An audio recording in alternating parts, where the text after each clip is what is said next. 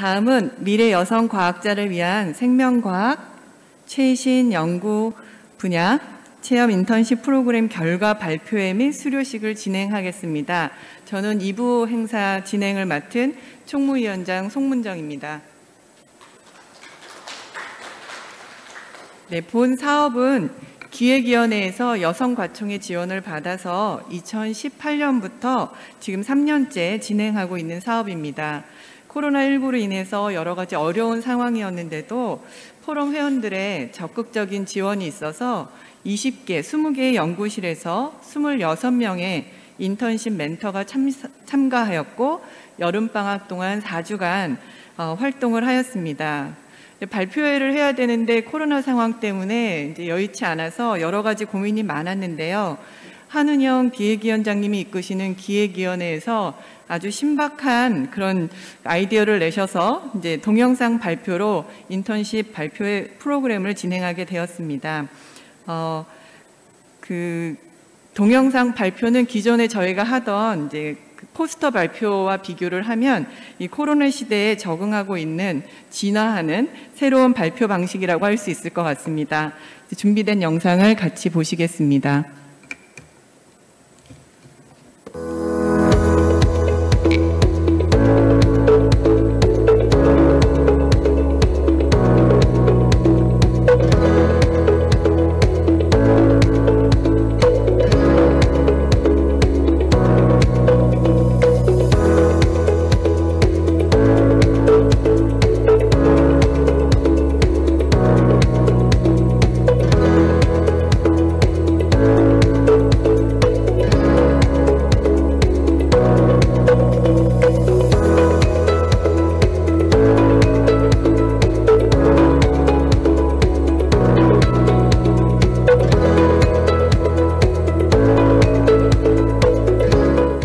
안녕하세요. 고려대학교 생명과학과 송문정 교수님의 분자 바이러스 유전체 학 실험실에서 인턴 프로그램을 진행한 박은영입니다. 감마하피스 바이러스 복제에 중요한 역할을 한다고 알려진 펄프1과 썰드 단백질은 NAD+를 기질로 사용합니다. 바이러스 데노보 감염 시에 세포 내 NAD+ 농도 변화를 측정하고자 하였고 측정하는 데 NAD+ 바이오 센서를 이용하였습니다. NAD+ 바이오 센서는 세포 내 구획별 농도 변화를 측정 가능하도록 타겟팅하는 서열이 포함되어 사이토플라즘, 뉴클리어스, 미토콘드리아에 위치하며 NAD+ 결합 도메인에 NAD+가 결합할 시 형광이 감소하는 원리를 가집니다. 세포 내 NAD+를 고갈시킬 수 있도록 램트 이니비터를 처리해 주었으며 팩스를 이용하여 셀들을 게이팅하였습니다. 그 후 바이오 센서의 형광 변화를 표준화하는 레이시오 오브 레이시오 값을 구하여 세포 구획별 NAD+ 농도 변화를 분석하였습니다. 램트 이니비터 처리 결과 사이토플라즘, 미토콘드리아의 레이시오 오브 레이시오 값이 1 이상으로 측정되어 해당 구획에서 바이오 센서의 작동을 확인하였고 MHB68을 20시간 동안 감염했을 시에 사이토플라즘, 뉴클리어스의 레이시오 오브 레이시오 값이 1 이하로 측정되었습니다. 세포 내 구획별로 NAD+ 바이오 센서의 작동 여부를 반복 실험을 통해 확인하고자 하며 그 후 바이러스 감염 시간대별로 NAD+ 레벨을 모니터링하고 종양세포에서도 NAD+ 활성을 비교 분석할 예정입니다. 끝으로 인턴십 프로그램에 참가해서 직접 실험하고 고찰하며 포스터 발표까지 하게 되어 뜻깊은 시간이었습니다. 지도해주신 송문정 교수님과 실험실 선배님들께 감사드립니다. 더 나아가 같은 프로그램에 참여한 지원자들과 만날 수 있는 기회가 생겨 지속적인 네트워킹을 할 수 있다면 좋을 것 같습니다. 감사합니다. 안녕하세요. 저는 이번에 The Role of CRX in NCCIT NT2Cell 이라는 주제로 건국대학교 유정수 교수님 후성유전학 CBNE 실험실에서 최성경 박사님의 도움을 받아 7월 20일부터 8월 14일까지 연구를 진행한 홍익대학교 화학공학과 안설이입니다. 실험에는 NCCIT-셀과 MT2셀을 이용하였습니다. 지금까지 보셨던 실험 결과 CRX가 넉다운되었을 때의 3가지 현상을 확인할 수 있었습니다. 첫 번째는 세포가 메신키멀 쪽으로 가는 경향이 보인다는 점입니다. 이는 PCR에서 에피세리얼 마커의 감소, 메신키멀 마커가 증가함으로써 확인을 하였습니다. 두 번째로는 플루리포텐시 지닌 OCT4 그리고 나노그가 증가하는 경향을 PCR을 통해서 확인할 수 있었고요. 마지막으로 성장 속도와 마이그레이션의 증가는 프로리퍼레이션과 운드 힐링의 결과를 통해서 확인할 수 있었습니다. 이러한 결과를 종합해서 보면 CRX의 발현을 억제시키는 것은 NCCI T셀 그리고 NT2셀의 암세포적 특징을 더욱 강화시킨다는 것을 알 수 있었습니다. 안녕하세요. 중앙대학교 식품공학과 4학년 유아변입니다. 앞으로의 자신의 진로를 고민하고 마련하고자 이번 여성생명과학기술 포럼에서 주최하는 인턴십에 참가하였습니다. 저의 멘토님은 국립암센터 이행성연구부의 김용현 멘토님입니다. 본 연구는 암세포에서 천연물질의 효과에 대한 과학적인 근거를 마련하기 위하여 암세포의 천연물질 A를 처리하여 셀 바이어빌리티와 암세포의 신호전달 변화를 조사하였습니다. 여기 보시는 것처럼 태안세포 주인 A549 세포에 약물을 처리한 후 마이크로스코프로 상태 학적인 변화를 관측하였고 셀 바이어빌리티를 NTS로 측정, 약물의 효과적인 농도를 결정하였습니다. 마지막으로 세포 신호전달을 확인하기 위하여 세포 성장에 중요한 분자들을 활성화하기 위한 웨스턴 블락을 진행하였습니다. 실험 내용의 고찰로는 결과를 통해 본 한약률의 천연물질 A는 A549의 세포 독성을 유발하였고 셀 바이어빌리티를 감소시켰습니다. 이러한 결과는 본 물질이 항암제의 예비 후보군으로서 이용될 수 있다는 점을 시사하고 있습니다. 안녕하세요. 건국대학교 의생명공학과 4학년 박수빈입니다. 제가 인턴 생활을 한 고려대학교 생명공학과 분자 바이러스 유전체학 실험실에서는 바이러스와 호스트의 인터랙션을 연구하고 있습니다. 저는 뮤리드 감마 herpes 바이러스 68에 대한 실험을 진행했습니다. MHB68은 인간에게 B셀 림포마를 일으키는 EBV, KSHB와 비슷합니다. 그렇기 때문에 마우스 모델에서 이를 이용해 바이러스와 호스트 간의 상호작용을 연구하는 데 많이 사용됩니다. 또한 NF-kappaB는 면역 체계를 조절하는 데 중요한 역할을 하는 단백질입니다. 저는 MHB68의 단백질이 NF-kappaB에 어떤 영향을 미치는지 알아보기 위해서 다음과 같이 진행했습니다. MHB68 단백질 발현 확인을 위해 트랜스포메이션, 트랜스펙션을 진행하였고 웨스턴 블럿으로 결과를 확인했습니다. 그 후에 리포터 어세이를 진행하여 NF-kappaB 활성에 어떤 영향을 미치는지 알아보았습니다. 웨스턴 블럿 결과입니다. 예상 분자량과 일치하는지 비교하여 결과를 확인했습니다. 그 후 진행한 리포터 어세이 결과입니다. ORF50은 상대적인 루시퍼레이즈 액티비티가 감소한 것을 볼 수 있고 ORF57에서는 증가함을 볼 수 있습니다. 이 실험을 통하여 저는 ORF50은 NF-kappaB 이니비터로, ORF57은 NF-kappaB 액티베이터로 작용함을 알 수 있었습니다. 다른 ORF에 대해서도 리포터 어세이를 진행하여 NF-kappaB Regulating Pattern 라이브러리를 제작할 예정입니다. 그리고 이 라이브러리를 바탕으로 더욱 심층적인 바이러스 호스트 인터랙션 연구를 할 수 있을 것이라고 생각합니다. 저는 한 달 동안 연구실 생활을 경험하면서 실험의 흐름을 이해하고 원리를 공부하는 시간을 가졌습니다. 인턴십을 통해 이런 기회를 얻게 되어서 정말 기쁘고 연구자의 자세를 배울 수 있는 감사한 시간을 가졌습니다. 이상으로 발표 마치겠습니다. 감사합니다.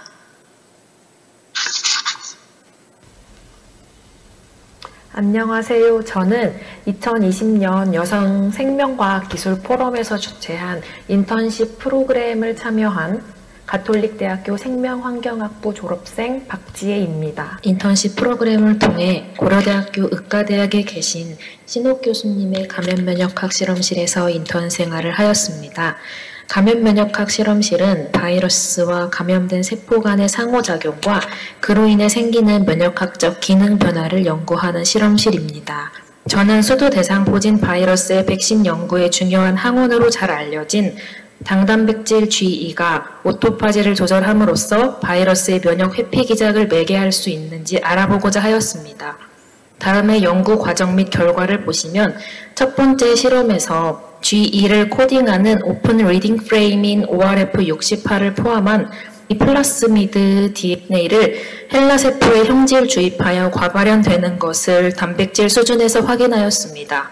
이 실험을 통해 형질 주입한 DNA 양에 비례하게 G2 단백질의 발현도 증가하는 것을 볼 수 있었고 사용한 헬라세포도 이 실험에 사용하는 데 있어 적합한 세포주임을 확인하였습니다. 다음으로 오토파지의 한 종류인 미토파지가 일어나는 세포 소기관, 미토콘드리아와 G2가 동일한 위치에 존재하는지 콤포칼 형광 현미경을 이용해 확인해 보았습니다. 멀지된 사진을 보시면 그린 시그널에 해당하는 G2와 레드 시그널에 해당하는 미토콘드리아의 위치가 일치하여 옐로우 시그널이 나타나는 것을 보실 수 있습니다. 이 실험을 통해 G2가 미토콘드리아 맥의 오토파지에 관여할 수 있다는 가능성을 알 수 있었습니다. 상기 연구를 토대로 G2를 과발현시킨 세포에서 오토파지 마커로 사용되는 LC3 단백질과 미토콘드리아 형태 변화를 관찰하기 위해 대조군으로 MT 벡터를 사용하였습니다. 세포의 오토파지 유도 약물인 CCCP도 처리하였습니다.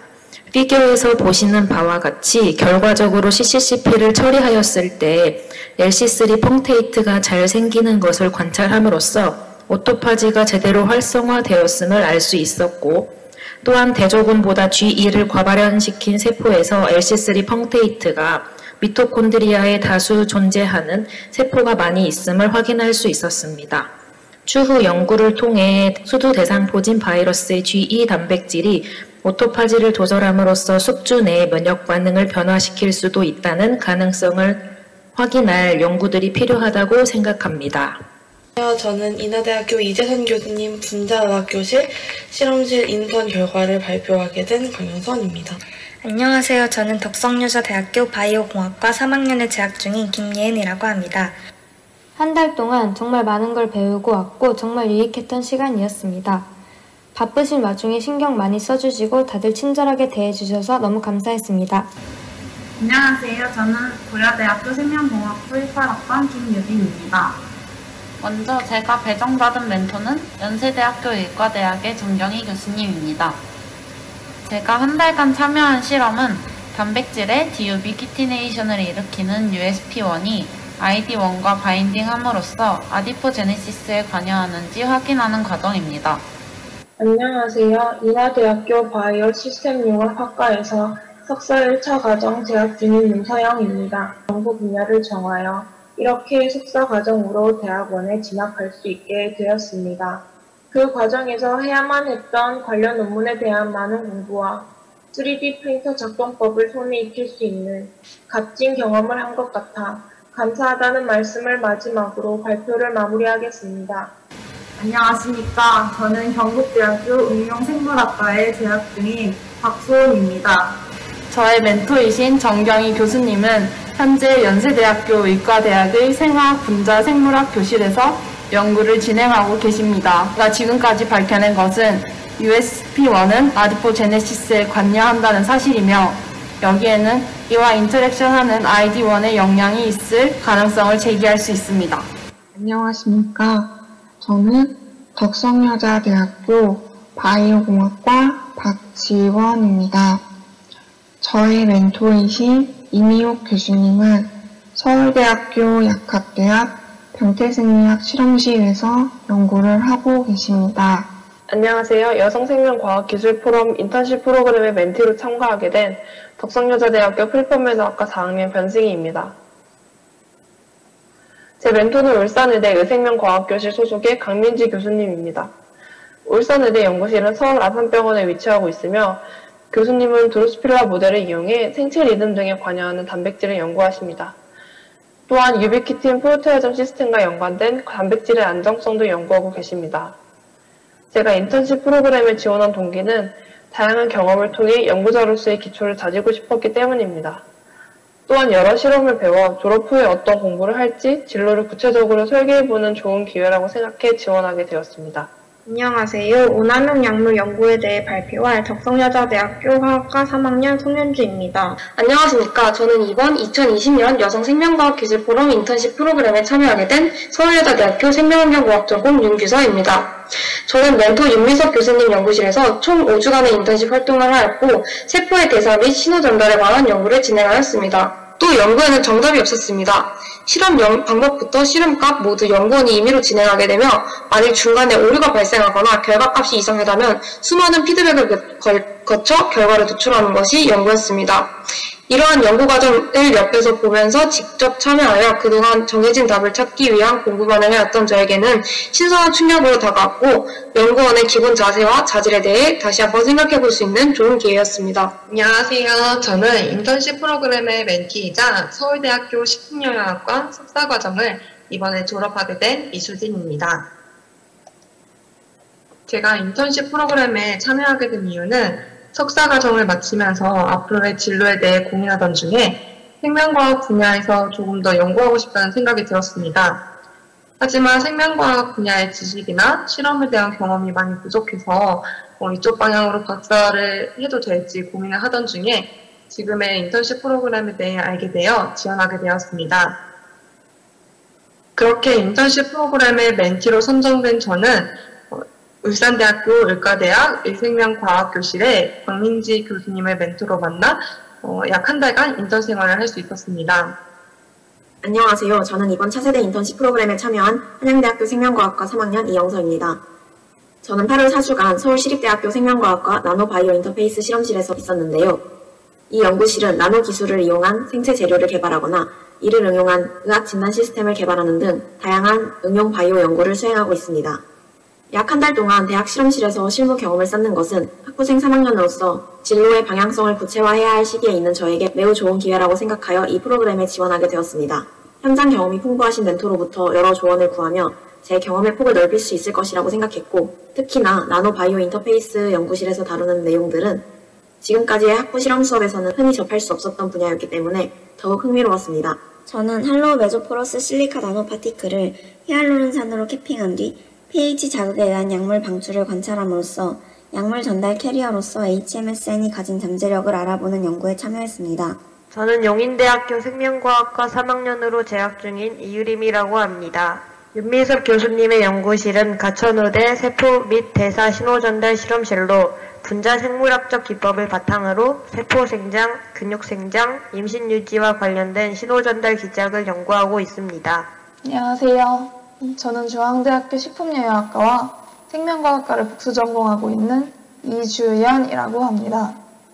이번 인턴십에서 제 멘토가 되어주신 분은 인하대학교 의과대학 소속의 대사질환 네트워크 연구실의 김경진 교수님이시며 교수님의 지도하에 이번 인턴십 프로그램을 무사히 마칠 수 있었습니다. 안녕하세요. 저는 이지연이라고 합니다. 학교를 다니며 꾸준한 생물실험을 통해 적성이 확보해져 여러 대학원을 알아보던 중 저의 멘토이신 키스트 분자인식연구센터 박진영 박사님을 알게 되었습니다. 박사님의 탈유비캡틴화 연구가 흥미롭게 다가와 관련 연구를 배우고 싶어 연락을 드리게 되었습니다. 키스트 여건상 단기 인턴 활동이 불가하여 여성생명과학기술 포럼의 인턴십 프로그램을 지원하게 되었으며 2020년 7월 6일부터 7월 30일까지 4주간 인턴을 진행하였습니다. 안녕하세요. 미래 여성과학자를 위한 생명과학 최신 연구 분야 체험 인턴십 프로그램에 참여한 건국대학교 생명과학 특성학과 1학년 이현영입니다. 네, 안녕하세요. 저는 이번 차세대 인턴십 프로그램의 멘티로 참여하게 된 성신여자대학교 글로벌 의과학과 4학년으로 재학 중인 장은비라고 합니다. 제가 4주 동안 인턴십을 진행했던 실험실은 가천대 약학대학 김미현 교수님 실험실이었습니다. 안녕하십니까. 저는 동덕여자대학교 응용화학 화장품학부 재학 중인 전한울입니다. 2020년 8월 3일부터 8월 28일까지 4주 동안 서울대학교 약학대학 실험실에서 이윤희 멘토님의 지도 아래 인턴십을 하였습니다. 안녕하세요. 저는 전남대학교에서 분자생명공학을 전공하고 있습니다. 분자생물학을 전공하면서 유전학에 관심을 갖게 되었는데요. 이러한 유전자 관련된 과학 지식을 유용하게 쓸 수 있는 분야에서 연구하고 싶다는 생각을 하게 되었습니다. 안녕하세요. 2020년 여성생명과학기술 포럼을 통해 2020년 7월 20일부터 8월 14일까지 건국대학교 의학전문대학원 호성유전학 연구실에서 아스테이트가 오스테오클라스트 디퍼런시에이션에 미치는 영향을 주제로 실험을 진행한 덕성여자대학교 바이오공학과 3학년 지성령입니다. 건국대학교 의학전문대학원 호성유전학 연구실의 유정수 교수님과 같은 실험실 박사과정 이상용 학생의 도움을 받아 실험을 진행하였습니다. 안녕하세요. 저는 차세대 인턴십 프로그램의 멘티로 참여한 중앙대학교 식품영양학과 3학년에 재학 중인 최민경입니다. 저는 국립암센터 이행성연구부 소속의 유해진 박사님과 7월 6일부터 31일까지 한 달 동안 인턴십 프로그램을 함께 했습니다. 경험은 부족하고 본인은 많은 시기에 경험을 쌓는 인턴십과 조언을 구할 수 있는 멘토링을 함께 할 수 있어 지원하게 되었습니다. 후에 인턴십에서는 대장암 세포의 형태, 증식 과정에 대한 기본 지식을 실험을 통해 배우며 대장암을 대상으로 여러 항암제의 항암 효과를 비교 분석하였습니다. 안녕하세요. 저는 인하대학교 대학원 바이오시스템 용막학과에서 생물공정공학을 전공하고 있는 석사 1차 최한희입니다. 작년에 새로 부임하신 양윤정 교수님의 멘티로 8월 한 달간 인턴십을 진행하였습니다.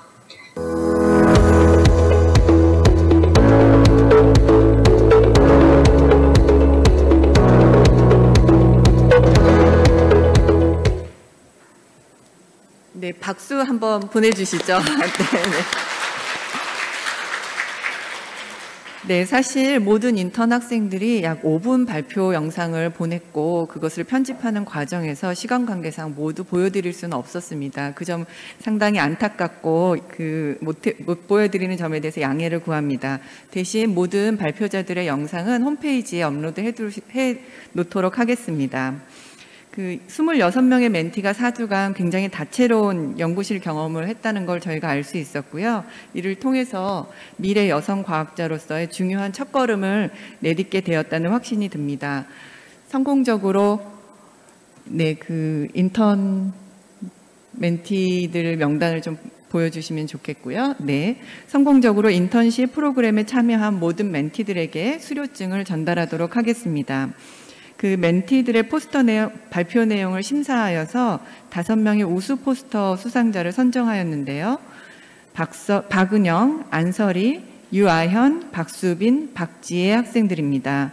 대표로 박은영 학생이 현장에 참석하였고 시상식을 진행하도록 하겠습니다. 이숙경 회장님과 박은영 학생은 앞으로 나와주시기 바랍니다.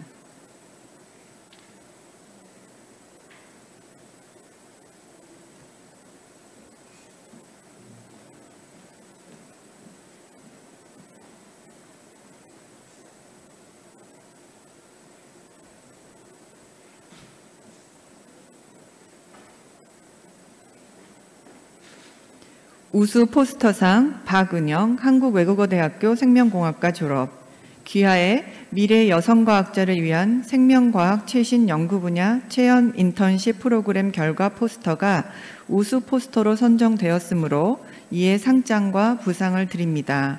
2020년 9월 18일 여성생명과학기술 포럼 회장 이숙경.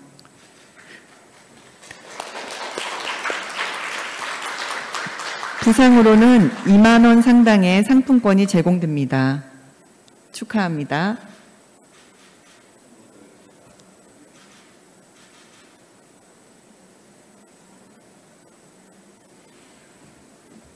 네, 다음 슬라이드 보여주시면 이로써 인턴십 발표회와 수료식을 모두 마치도록 하겠습니다. 긴 시간 현장에서 또 온라인에서 함께해 주셔서 진심으로 감사드립니다.